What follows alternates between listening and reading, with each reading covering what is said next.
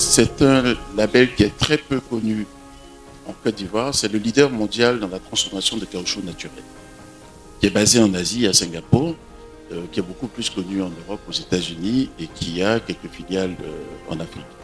Donc, je suis directeur général de Alcyon Agri pour la Côte d'Ivoire depuis maintenant 6 ans et demi. Alors, comment je suis arrivé là, par quel parcours? J'ai fait l'ESCA, l'École supérieure de commerce d'Abidjan, de l'Institut national polytechnique. Et puis en dernière année, on a eu des formations de spécialisation à l'Université de Brighton en Angleterre. Après ça, j'ai continué le cursus pour être expert comptable de l'État français. Donc déjà, j'avais un intérêt, un centre d'intérêt pour les questions relatives à l'agriculture. La preuve, mon mémoire portait sur des questions de gestion de risque dans le secteur agricole. Et il a été retenu pour sa qualité. Il est téléchargeable sur le site de l'Ordre des experts comptables en France. Donc je me sentais déjà un financier au service de l'agriculture. Après, j'ai ma carrière d'audit dans les cabinets d'audit, beaucoup de missions sous-régionales dans pas mal de secteurs d'activité. Et puis, je décide d'être entrepreneur, de m'installer à mon propre compte, étant expert comptable, profession libérale. Donc, je monte mon cabinet. Ce cabinet se spécialise dans un créneau, c'est le conseil en fusion, acquisition, rapprochement d'entreprises. Ça se passait très bien. Et j'ai eu à faire une mission très importante pour le groupe SIFCA en son temps. Les actionnaires historiques de SIFCA avaient décidé d'ouvrir leur capital à de grosses multinationales asiatiques. Et puis, je faisais partie... Sania, par exemple. Tout à fait, exactement.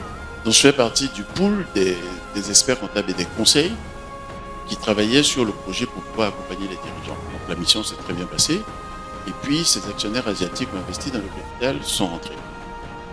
À ce moment-là, j'étais en négociation avec un cabinet à Paris pour un rapprochement entre mon cabinet et ces structures. Donc, je me rends à Paris pour la négociation finale.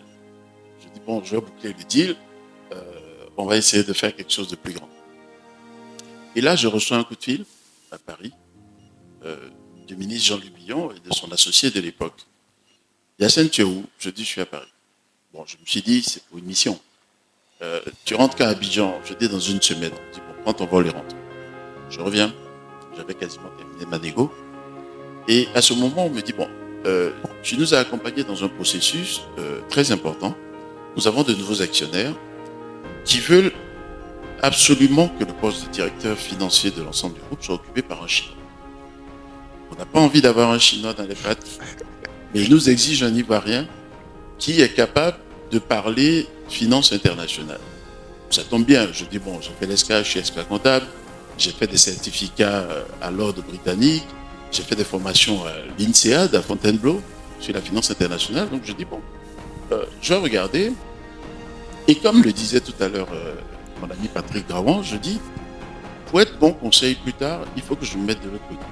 Il faut que j'arrête de faire, mais je vais aller faire moi-même. En entreprise, je vais aller faire moi-même. Peut-être que demain, je serai meilleur conseiller. Bon, c'était une des premières raisons pour lesquelles j'ai fait ce virage. Secondo, je me suis dit, ce monde, on voit de plus en plus une influence asiatique.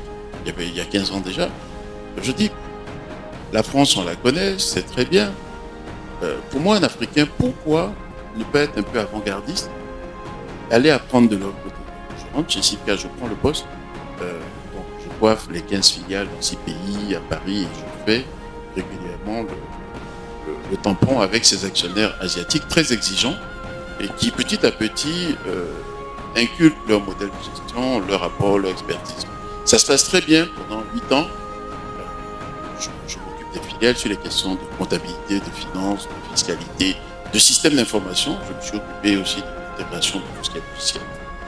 Et puis, après cela, je me dis, bon, il faut regarder comment voir autre chose. C'est comme ça qu'après un processus de sélection sélective, je me retrouve à Singapour, chez Alcyon Agri au siège, et puis je suis retenu comme directeur financier Afrique. Donc, je prends le poste. Et puis 6 mois après, la confiance de mes dirigeants, bravo, ça peut s'applaudir, ça fait s'applaudir en tout cas. Moi j'ai une dernière question quand même.